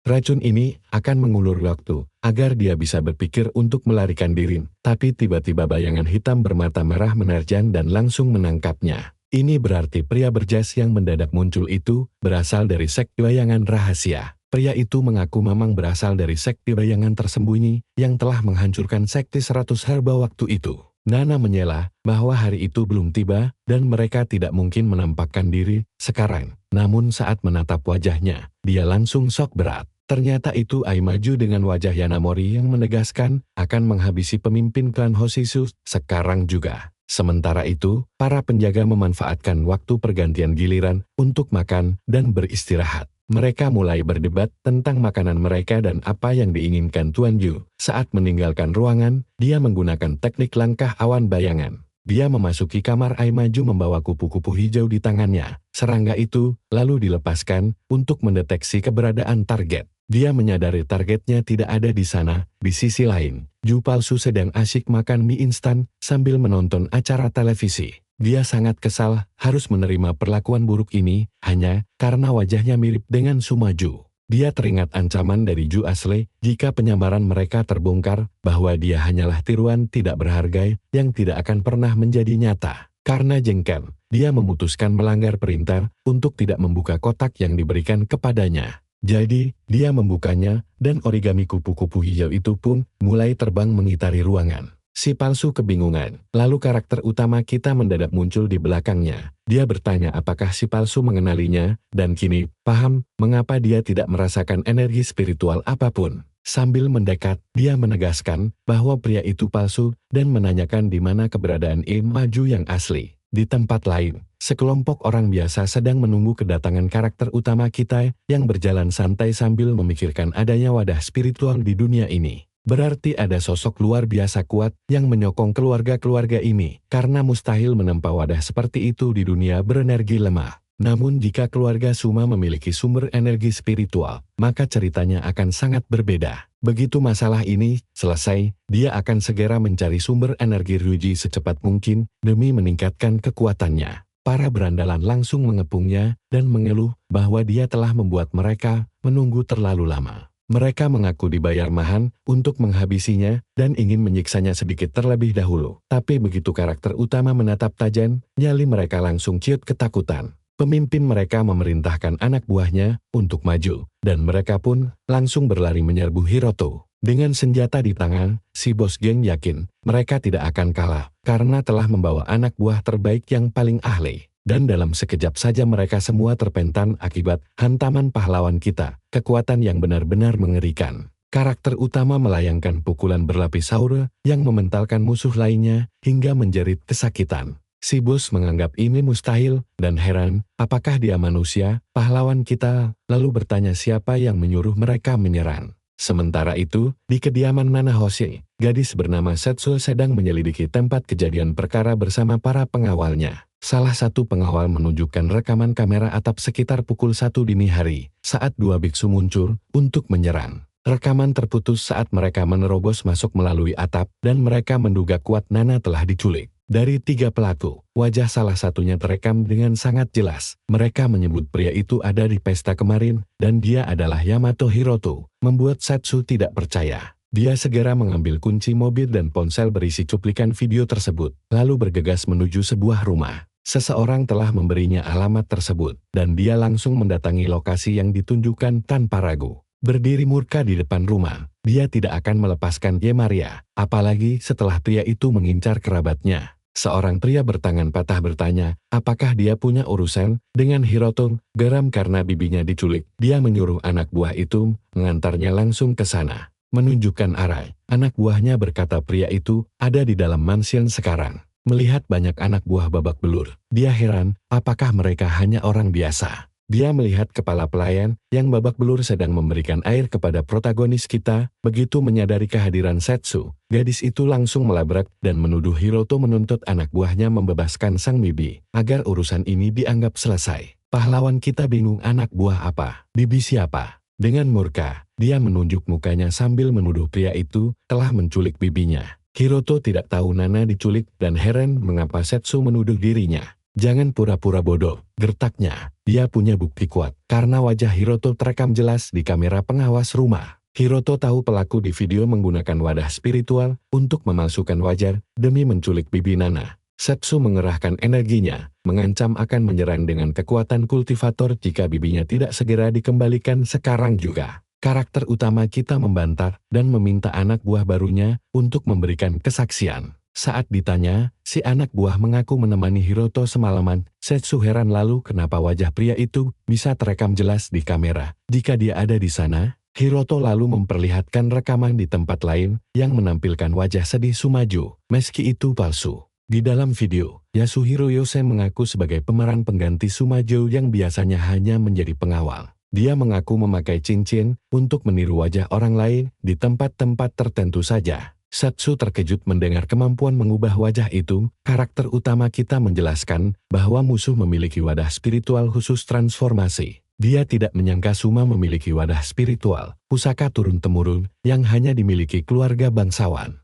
Ju sengaja menculik Nana memakai wajah Hiroto untuk memfitnah dan menyingkirkannya agar bisa mendapatkan Setsu. Satsu berniat langsung memburu dan menjebak Suma. Namun karakter utama kita memperingatkan bahwa tindakan itu justru membahayakan bibinya. Kesal setengah mati, dia bingung harus berbuat apa. Apakah hanya diam menonton saja? Tenang, pahlawan kita punya rencana cerdik untuk menjebak Ju menggunakan siasatnya sendiri hingga menggali kuburnya sendiri. Sementara itu, Lord Suma mulai menyerap energi kehidupan korbannya. Dia menganggap manusia biasa terlalu membosankan untuk diserap. Meski kekuatannya terus meningkat, si biksu gendut menyahut bahwa manusia normal takkan kuat menahan efek samping latihannya. Jika berhasil menyerap anggota sekte 100 herba, dia pasti bisa menguasai seni bayangan sepenuhnya. Begitu mencapai kultivasi tingkat 1, dia akan mendapatkan posisi penting di bawah tetua keluarga Aima. Jika berhasil, dia berjanji merekomendasikannya ke sang master di SEKTSN. Sambil berterima kasih atas kehormatan itu, si biksu kurus menyela bahwa Kosaka telah menangkap Yayamori semalam dan menanyakan tindakan selanjutnya. Suma memerintahkan agar Yayamori dibawa ke kuil Kogan dan jangan dibunuh dulu untuk saat ini. Setelah lidahnya dicabut, dia akan membiarkan Yuki yang menghabisinya langsung. Di kuil Kogan, seorang pria menyuruh para anak buah diam karena mereka bertugas menjaga artefak penting di sana. Namun salah satu penjaga mengeluh bosan bersembunyi di balik otoritas layaknya pengecut. Tiba-tiba Bos Ju datang, semua orang langsung berpura-pura tenang dan menyapa hangat. Mengira dia datang untuk melakukan inspeksi menyeluruh. Dia memerintahkan Harigaya untuk menyuruh semua anak buah membuang alat komunikasi mereka saat meninggalkan kuil. Mendengar perintah itu, Harigaya terkejut setengah mati karena Lord Ju memanggil namanya langsung sesuatu yang sangat langka terjadi. Para penjaga kuil tiba membawa sebuah van untuk memindahkan Yayamori ke tempat Suma di sana. Seorang bertopeng memperingatkannya agar tidak bertindak bodoh. Begitu Hiroto tiba di kuil, pria berambut putih itu tampak senang bisa bertemu dengannya lagi. Karakter utama kita menanyakan apa rencana sebenarnya. Aima menjawab dia tidak menyangka hari ini tiba mengingat adanya kepercayaan di pesta privat kemarin. Sambil tersenyum sinis, dia menghina Yayamori sebagai serangga tidak berguna karena berani bicara pada Yuki di depannya. Kesalahan terbesarnya adalah bekerja untuk Hashimoto. Padahal dia seharusnya menghabisi Hiroto sendiri sejak awal. Mengingat Hashimoto bekerja untuk pria itu, Yayamori bingung mengapa Suma sampai bertindak sejauh ini demi menyingkirkannya. Namun alasannya sangat jelas. Hiroto adalah mantan tunangan Yuki, dan kenyataan itu sangat mengusik ego Suma. Baginya, gadis sempurna itu hanya terlahir untuk menjadi miliknya seorang. Sang pahlawan terkejut menyadari alasan sepele inilah yang membuatnya diburu. Ju mengejek bahwa langsung membunuhnya sekarang adalah kesia-siaan, dan serangga rendahan sepertinya takkan pernah memahami keagungan tindakan yang akan dia lakukan. Melihat pancaran aura spiritual di sekeliling musuh, sang protagonis menduga pria itu hendak mengerahkan kemampuan yang sangat dahsyat. Dan ternyata, energi kehidupan milik Nana Hoshisu sangat luar biasa kuat. Meski tekniknya dulu terasa tidak berguna saat dia masih hidup. Kalau bayangannya diserap, kamu bisa jadi kultivator dan bahkan dipanggil dewa. Tapi sang protagonis malah menantang apa tidak sebaiknya sang tuan melenyapkannya sekarang juga. Saat ini, Ju sadar bahwa Yuki adalah orang yang paling ingin menyingkirkannya. Ternyata, rekaman penculikan Nanas sengaja ditinggalkan agar semua tahu dialah pelaku di balik semua ini. Sambil mengubah wajahnya meniru Hiroto, pahlawan kita mengungkap rencana licik Ju yang ingin menyamar menggunakan wajahnya. Suma masih kebingungan sampai sang penjaga bermasker melepas penyamarannya dan menunjukkan bahwa dia adalah Yuki Setsu. Gadis itu mendengar semuanya dengan jelas mengetahui kebenaran penculikan bibinya hingga membuat Ju benar-benar syok. Gadis berambut biru itu seharusnya tidak berada di sana untuk mendengarkan rahasia kotor ini. Ju berpura-pura bahwa sang bibi baik-baik saja dan semua ucapannya hanya candaan, namun Yuki tak peduli dan menuntut bibinya dikembalikan sembari melepaskan aura spiritualnya. Jika tidak, dia dan keluarga Aima harus membayar mahal semua perbuatan mereka. Dia menuduh Yayamori telah memanfaatkannya, namun sang karakter utama membalas bahwa dia sendiri yang membongkar aibnya. Dasar bodoh batin sang jagoan saat melihat Ju yang syok karena rencananya gagal total. Yuki yang sudah berdiskusi dengan keluarga Hashikawa langsung menyuruhnya mundur karena ini bukan urusan orang biasa. Suma memperingatkan bahwa dia juga seorang kultivator tangguh. Karena ingin pamer di depan Yuki, dia langsung memerintahkan biksunya untuk menyerang. Tanpa ragu, Yuki pasang badan di depan Hiroto untuk melindunginya dari serangan musuh. Kedua biksu mulai mengalirkan energi spiritual. sementara Suma mengancam Yuki agar tidak berani ikut campur dalam pertarungan ini. Satu telepon saja cukup untuk menghabisi nyawa bibinya yang kini disandera. Sekarang, Yuki harus memilih antara nyawa Yayamori atau bibinya sendiri. Tapi Hiroto menenangkan Setsu agar tidak panik karena bibi Nana sebenarnya sudah berhasil diselamatkan dan kini aman. Suma langsung melongo kaget. Menyelamatkan tawanan dengan melewati seluruh penjagaan ketat seharusnya menjadi hal yang mustahil dilakukan. Saat melihat rekaman penyelamatan itu, dia benar-benar tak percaya dengan apa yang terjadi 15 menit lalu di kuil Kogan. Ketika para penjaga sedang mengepung Nana, perintah dari Ju adalah jangan ada yang bergerak sebelum dia menelepon. Setelah memastikan tidak ada yang membuntutinya, dia justru mendapati pesan pengkhianatan dari anak buahnya yang membocorkan semuanya pada Yamimori. Yuki pun bertanya-tanya, apakah Hiroto sudah memprediksi semua kejadian ini sejak awal. Penyelamatan super cepat itu membuat Yuki ragu, apakah pemuda di depannya ini benar-benar Yamimori yang dia kenal. Murka, Suma dan Ju memerintahkan para biksu untuk menyerbu Hiroto, sementara Yuki yang mencoba menolong, langsung dihadang oleh mantra kuno. Tangan-tangan mana berwarna merah muda mendadak mengunci pergerakan Yuki, hingga dia tak bisa berkutik. Ju menyuruh Yuki menyaksikan kematian mengenaskan Yamimori di depan matanya sendiri. Yuki didera ketakutan karena merasa tak berdaya melindungi siapapun. Dia pun mulai merutuki kebodohannya karena telah meremehkan kelicikan ini Ju sejak awal. Tepat saat itu, sang karakter utama dengan mulus menghindari pukulan kombinasi musuh, lalu membalas dengan tendangan telak ke wajah dan bentingan keras ke tanah. Menyaksikan kekuatan sejati Hiroto Yamimori membuat Yuki benar-benar terperangah tak percaya. Biksu yang terbanting langsung bangkit dan terpaksa menggunakan jimat pengganti berharganya demi menyelamatkan diri. Tiba-tiba pahlawan kita muncul di belakangnya bagai monster siap menerkam. Kecepatan kilat itu membuat semua yakin ini bukan gerakan manusia biasa. Dia akhirnya sadar bahwa Yamimori adalah seorang kultivator saat melihat aura spiritual yang meluap dahsyat. Yuki kini sangat yakin akan identitas asli pemuda itu, sementara sang karakter utama sudah lama menantikan momen pertemuan ini. Ju adalah dalang yang mengirim pembunuh, merencanakan pembunuhan lewat Hashimoto Akimasa, menculik temannya, bahkan menyakiti hewan peliharaannya. Dia ingat ucapan musuh yang menyebut kehadirannya sangat mengganggu seperti lalat yang berdengung. Karena itulah pahlawan kita ingin segera membereskannya secepat mungkin. Sadar musuhnya adalah kultivator, Suma terpaksa mengeluarkan kartu as rahasia yang memiliki bayaran sangat mahal. Sosok raksasa dari energi spiritual mulai tercipta menelan kedua biksu yang tumbang ke dalam pusaran energi ungu yang mengerikan. Karakter utama kita tahu bahwa teknik transmisi kunola yang membuat manusia di dunia ini bisa mengembangkan metode sesat seperti milik Ju. Para biksu malang itu hanyalah bidak bagi Ju untuk menyerap kekuatan mereka demi memperkuat teknik bayangan miliknya. Menyerap satu orang saja sudah membuatnya kuat, apalagi dua orang sekaligus yang akan membawanya ke level yang jauh berbeda. Usai menyedot habis energi kehidupan para biksu hingga tewas mengenaskan, tingkatan kultivasi Ju langsung melonjak drastis.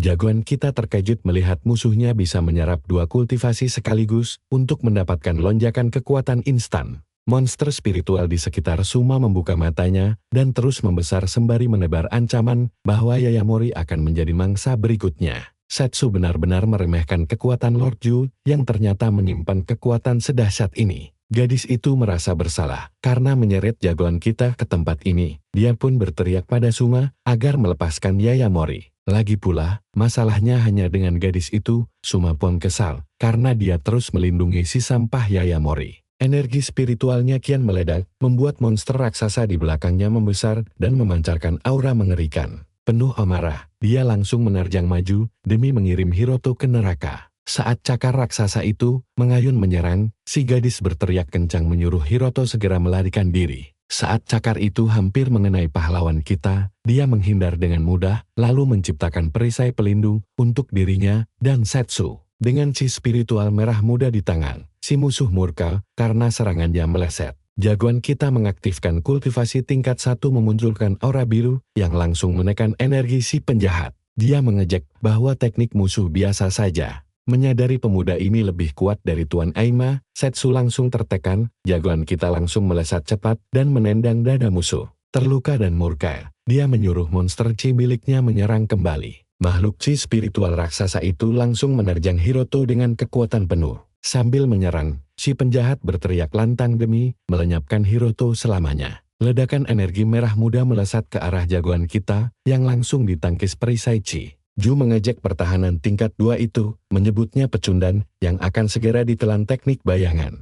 Jagoan kita menyilangkan lengan demi menahan hantaman dari musuh yang menggila itu. Setelah menahannya, dia melesat memukul sambil menegaskan bahwa teknik bayangan tidak berguna di depan kekuatan mutlak. Jagoan kita menghantam tanah hingga retak, lalu menarik keluar parasit bermata satu dari dalam sana. Dia tahu teknik bayangan menggunakan parasit pemakan energi, dan dia berhasil menangkapnya. Sekelirmas, si penjahat langsung kehilangan teknik bayangannya dan meraung kesakitan. Terkapar di tanah, si penjahat murka heran bagaimana seorang bangsawan bisa ditumbangkan. Dia berteriak agar jangan sombong karena kakeknya dari keluarga Emiya masih hidup. Jika Hiroto menghabisi Ju, sekte bayangan tersembunyi akan mengirim pembunuh untuk melenyapkannya. Jagoan kita menyadari sekte kultivator ternyata eksis di sini, termasuk sekte bayangan itu. Sambil histeris, si penjahat bertanya apakah Yayamori paham konsekuensinya, lalu memakinya babi tidak berguna. Hiroto mendekat tanpa suara, mengabaikan ancaman musuh bahwa membunuhnya hanya akan memicu bencana.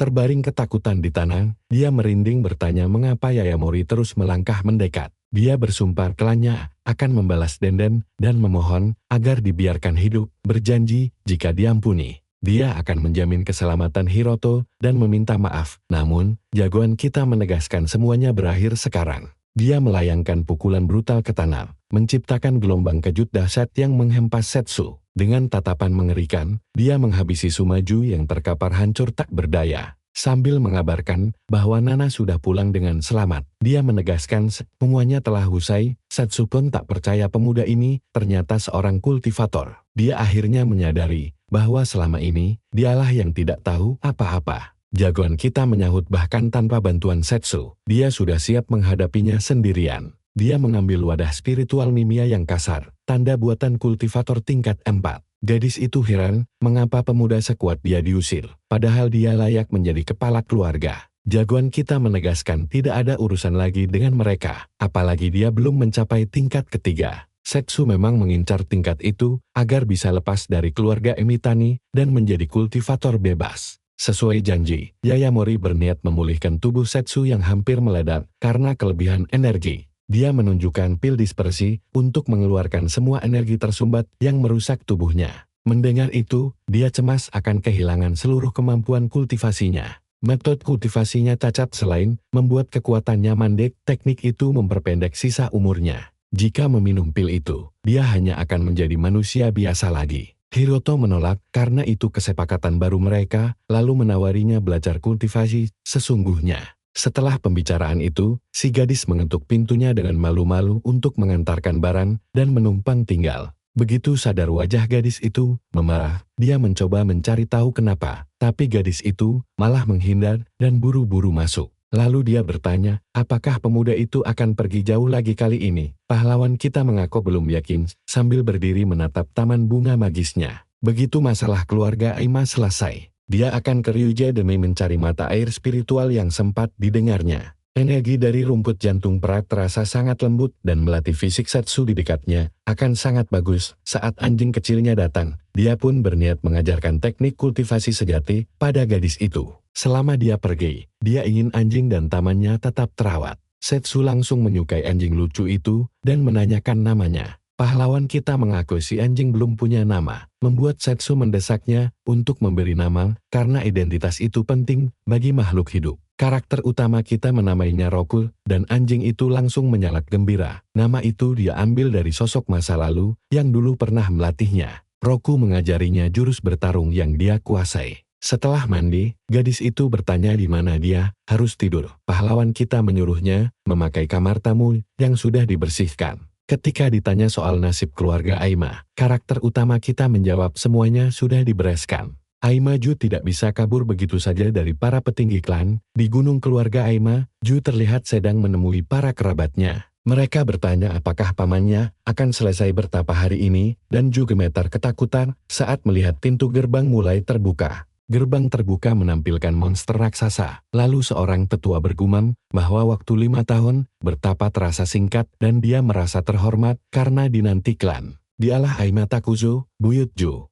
yang muncul menunggangi singa hitam bermata emas. Kerabatnya langsung memberi selamat atas pencapaian tingkat ketiga, memujinya sebagai dewa legendaris, serta mendoakan umur panjangnya. Tetua itu tertawa sombong menyetujuinya. Dia memanggil Ju agar mendekat lalu menanyakan nasib Yamori, si buangan klan. Ju menjelaskan bahwa Yamori sangat tidak berguna dan dia sendiri gagal mengatasi Herodo. Sang buyut murka mendengar kegagalan itu. Dia menegaskan klan Aima tidak mengenal kata menyerah, dan Ju pun bisa didepak kapan saja jika tidak becus. Jika misi ini gagal lagi, Joko sendiri yang akan turun tangan. Oka Joko dan Teiru Chikeki pun diutus sang tetua menuju kota Numi demi menyelidiki apa yang sebenarnya diketahui Joko. Sementara di tempat lain, Setsu harus bangun pukul 5 pagi untuk berkultivasi, membuatnya menggerutu karena bahkan ke spa pun dia tidak pernah bangun sepagi ini. Herodo menjelaskan bahwa pada pukul 5 pagi, energi spiritual melimpah ruah sehingga hasil latihan akan berlipat ganda. Dia menyodorkan segelas cairan misterius untuk diminum sebelum latihan. Begitu meminumnya, aura hijau langsung menyelimuti tubuhnya hingga membuatnya panik kebingungan. Herodo menenangkannya, itu hanyalah ramuan pil pengumpul energi yang disederhanakan. Tubuh Setsu belum siap menerima pil murni, makanya dia butuh energi spiritual yang lebih lembut. Campuran kunyit, peterseli, dan sisa sari pil ini sangat pas untuknya, mirip ramuan bayi baru lahir di benua lamanya dulu. Pemuda itu menyadari fisik orang-orang di dunia ini memang terlampau lemah. Setelah menyuruhnya cepat ganti baju, dia berjanji akan mengajarkan metode kultivasi keabadian yang sesungguhnya. Di tengah taman kota, mereka bermeditasi di atas batu, membuat Setsu merasa sangat malu dilihat orang sekitar. Karakter utama kita menjelaskan bahwa semakin dekat dengan alam, aliran energi spiritual akan semakin murni, dan taman inilah tempat terbaiknya. Beberapa lansia di sekitar berbisik heran melihat tingkah kedua anak muda itu, hingga akhirnya tersadar mereka sedang melatih energi spiritual. Mereka mengira Setsu dan Herodo sepasang kekasih yang sedang menjalani latihan batin bersama. Sadar Setsu mulai tidak tenang, Herodo menyuruhnya fokus merasakan aliran energi spiritual di sekeliling mereka. Metode Setsu sebelumnya keliru karena memaksa menahan aliran energi liar berbahaya di dalam tubuhnya. Orang biasa tidak bisa melihat atau mengendalikannya, tapi gadis ini berhasil mendobrak batasan itu sendirian. Inti dari kultivasi adalah pemurnian menyaring saripati energi terbaik untuk menutrisi tubuh. Tingkat efisiensi pemurnian inilah pembedanya. Metode lama Setsu hanya menyerap 40%, sedangkan metode Herodo sanggup memanfaatkan 100% energi. Menyalurkan kekuatan ini butuh kekuatan batin yang terpusat di dai, area yang disebut sebagai platform spiritual. Setsu harus mengosongkan pikirannya terlebih dahulu sebelum bisa memandu energi tersebut masuk. Setsu pun memejamkan mata rapat-rapat berusaha melupakan segala hal.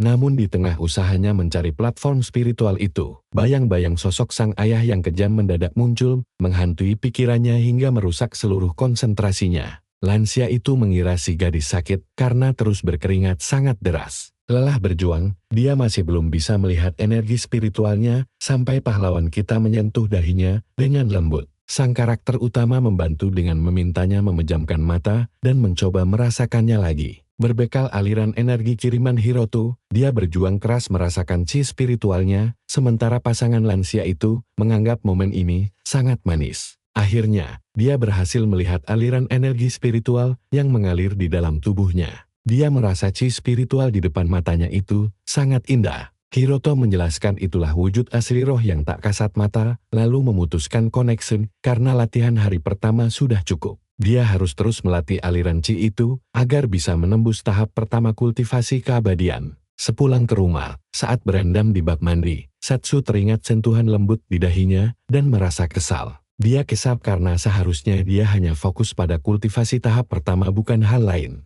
Seminggu kemudian, Hiroto berada di tempat pemberian snack head dan bertanya-tanya apakah keputusannya ini sudah tepat. Setelah seminggu, Ning akhirnya bisa merasakan chi spiritual dan bantuan pil energi akan membawanya ke tahap pertama. Dengan kekuatannya saat ini, dia pasti bisa menjaga rumahnya tanpa masalah apapun. Tanpa rasa cemas, dia memulai perjalanan menggunakan bus jemputan kiriman snack head meski sang sopir heran melihat anak sekolahan pergi ke tempat berbahaya. Sopir memberitahu bahwa bus sedang kosong jadi dia bebas memilih tempat duduk mana saja. Dia naik tanpa bersuara, lalu menyadari kehadiran beberapa orang mencurigakan di dalam bus. Hiroto Imori akhirnya mengikuti petunjuk informannya saat pesawat mendarat di kota Ninghai dan para penumpang mulai turun. Setibanya di bandara kota, sekelompok orang bersiap mendatangi alamat target mereka untuk segera membereskannya. Berdiri di depan rumah Hiroto, seorang preman ingin bersenang-senang karena dia sudah tidak beraksi sejak 30 tahun lalu. Demi keselamatannya, pahlawan kita menyiapkan gelang giok pelindung untuk gadis itu selama dia pergi ke Ning. Jika bahaya mengancam, dia hanya perlu menggunakannya seperti yang telah diajarkan. Lamunan Presiden Su yang sedang memandangi gelang itu buyar akibat teguran kasar dari karyawannya. Sang sekretaris tahu gelang itu pemberian pria yang disukai atasannya dan betapa berartinya pria itu baginya. Dia memberitahu Fang bahwa mereka harus pergi dinas ke tempat yang sangat dia benci. Dia memohon bantuan Presiden Su atas kesalahannya, sementara pahlawan kita justru sedang menempuh perjalanan sunyi di tengah antah berantah. Setelah menempuh 6 jam perjalanan, para penumpang tampak menyiapkan bekal masing-masing demi bisa bertahan sampai ke Lushi. Sampai tiba-tiba boom, bus mendadak berhenti keras hingga memicu kepanikan luar biasa di antara para penumpang. Saat itu juga, kawanan perampok mendobrak pintu dan memecahkan kaca jendela untuk menerobos masuk. Berbekal senjata tajam, mereka mengancam seisi bus sampai seorang penumpang menduga mereka adalah anggota geng bunga wilayah Hong. Tanpa ampun, si pembunuh langsung menusuk penumpang itu hingga tewas seketika. Di tengah kepanikan, sang pembunuh menuntut kerjasama semua orang untuk menunjukkan siapa penumpang gelap yang dicari mereka. Siapapun yang menolak bekerja sama akan berakhir mengenaskan seperti mayat di lantai bus. Menyadari dialah incaran mereka, Hiroto hanya diam sampai seorang preman mendekatinya dan menyuruhnya berdiri untuk memeriksa wajahnya. Curiga dengan gelagatnya, si preman langsung menuntut isi tas bawaannya. Rekannya menyahut agar tidak membuang waktu pada orang pembangkang dan menyuruh untuk langsung menghabisinya. Mematuhi perintah, dia menarik sebilah parang untuk menebas Hiroto namun targetnya tiba-tiba lenyap bagai embusan angin yang aneh. Pahlawan kita mendadak muncul di belakang mereka, lalu melayangkan pukulan brutal hingga satu preman terpental menembus jendela bus. Hiroto bergumam bahwa musuhnya datang terlalu cepat saat waktunya sedang sempit. Melihat lengan rekannya patah, dua bajingan tersisa langsung menyerang membabi buta. Dengan cepat Hiroto menghajar wajah salah satunya hingga memuntahkan darah sebelum bersiap melayangkan tinju maut ke wajah preman terakhir. Hanya dalam sekejap, Hiroto melumpuhkan seluruh penyerang tanpa kesulitan hingga mereka semua terkapar sekarat. Saat Hiroto berkata semua telah selesai, seorang gadis bermasker di sudut bus tampak sangat terkejut. Karakter utama kita kemudian menyeret musuhnya keluar, mengikat mereka, lalu membantu memperbaiki kerusakan bus. Sialnya, as roda bus patah, tidak ada sinyal ponsel, dan wilayah sekitar penuh dengan hewan buas. Mereka benar-benar terjebak tanpa jalan keluar sementara sang sopir ketakutan membayangkan ancaman mengerikan yang mengintai dalam kegelapan. Hiroto bisa bertahan di alam liar, tapi menuju Lushi butuh waktu, dan ia harus mencari informan itu lagi. Wanita berkerudung itu memintanya mengantar ke Lushi. Sebagai gantinya ia bisa melindunginya hingga kota Geben. Hiroto menolak tertarik, tapi si wanita memintanya berpikir ulang, karena tanpanya ia tak akan menemukan Lushi. Hiroto kita tahu kelompok itu mengejarnya karena isi koper tersebut, lalu bertanya mengapa wanita buronan ini berani bernegosiasi dengannya. Wanita itu memahami maksudnya, tapi memintanya menunggu sebentar. Sambil memperkenalkan diri sebagai Wendang dari Lushi, ia tahu Hiroto pergi ke kota bukan demi uang melainkan mencari chi spiritual, lalu menunjukkan sampel dari kopernya. Nah, kisah kita kali ini terjeda dulu, biar tidak ketinggalan kelanjutannya. Segera nyalakan lonceng notifikasi dan sampai jumpa di kanal Talk.